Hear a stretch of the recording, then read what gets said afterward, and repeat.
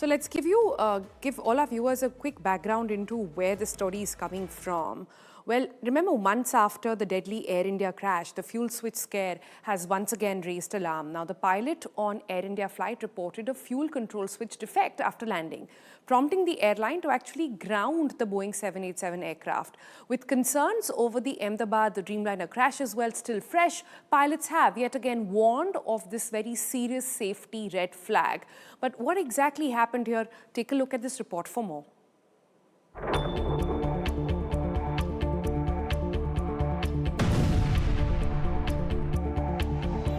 Months after the deadly Air India crash, the fuel switch scare is back to haunt the airline and flyers alike. One of the pilots on an Air India flight from London to Bengaluru reported a defect in the fuel control switch after landing in Bengaluru. Air India has grounded the plane. The aircraft, like the one that crashed in Ahmedabad in June last year, was a Boeing 787. Air India has said that the matter has been communicated to the aviation watchdog DGCA. Earlier, following a DGCA directive, fuel control switches on all Boeing 787 aircraft in its fleet were inspected, but no issues were found. The airline has also flagged the issue to Boeing, which in response has supported Air India's review of the matter. They should corroborate with the data, flying data recorder and other observations. But if you remember, even in 2018, there has been a recommendatory guidelines by Boeing and FAA about the sensitivity of fuel control mechanism. So we now need to look at it more seriously. The scare brings back memories of the Boeing 787 Dreamliner, which crashed in Ahmedabad in June last year, killing 260 people. Preliminary probe had revealed that within seconds of takeoff, both engine fuel control switches were moved from run to cut-off. As per the cockpit recording, neither pilot knew who turned them off. The fuel control switches were turned back on 10 seconds later, but the engines failed to stabilize. The Pilots Association has now flagged that after the crash, it had repeatedly warned of fuel control switch malfunctions and stressed that all Boeing 787s needed inspection. Pilots have pointed out that the latest incident is history repeating itself and should be viewed as a warning. This has happened a couple of times in many aircraft around the world. Yet, the Boeing has not found it appropriate to check the electrical systems. We have been stressing upon the need to check these electrical systems to avoid a further future accident or an incident. Fuel control switches are designed to be fail-safe, and any possible defect can lead to catastrophic consequences. Bureau Report, India Today. All right, remember that the Ahmedabad Dreamliner crash was one of India's darkest aviation moments. The wide-body aircraft now losing power seconds after takeoff, engines failing silent, 260 lives lost. That tragedy is still raising some very difficult questions in front of us. It has shaken up a lot of confidence that people have in these Dreamliners as well.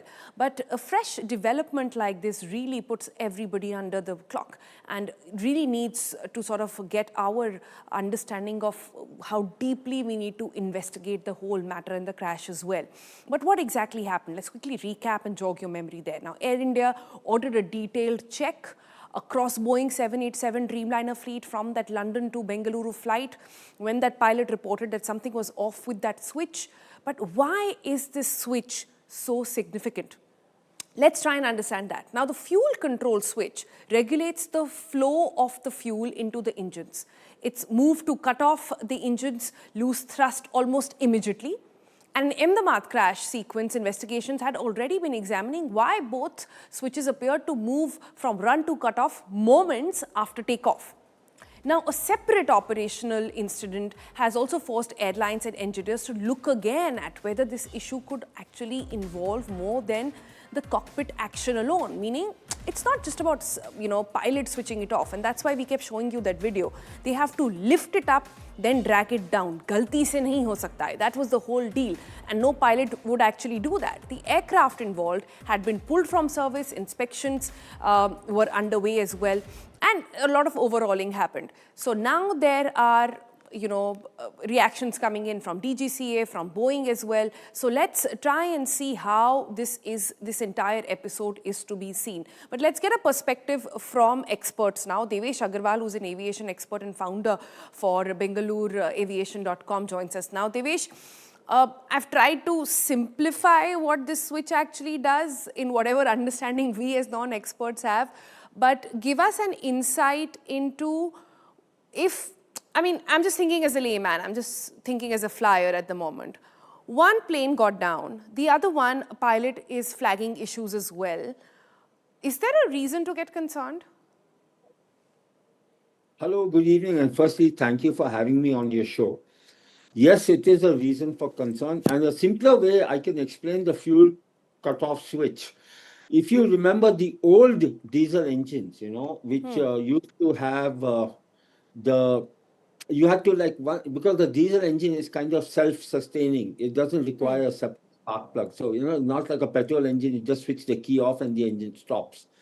If you remember in the old days, the diesel engine, we used to have to pull out a choke, which literally, starve the engine of fuel and then the engine come to a stop. So the fuel cutoff switch sort of something like that in a jet engine.